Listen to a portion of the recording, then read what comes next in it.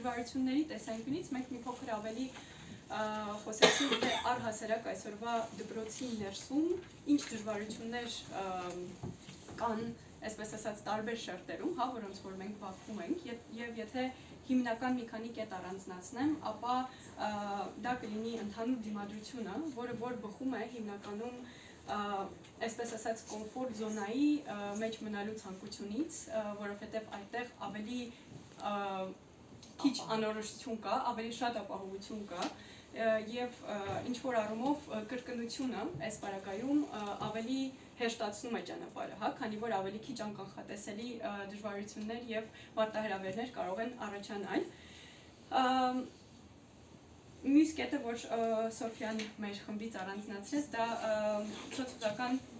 կրթության ցածր մակարդակն է, հա, երևի թե բոլորս էլ բախվել ենք եւ այսպես ասած աշակերտների եւ ուսուցիչների եւ տնօրենների եւ որևէ մեկի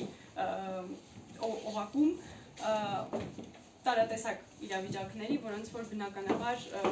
որոշակի էներգետիկա են ամեն դեպքում փոխանցում եւ մարդկային հարաբերությունների վրա մեծ ազդեցություն են ունենում։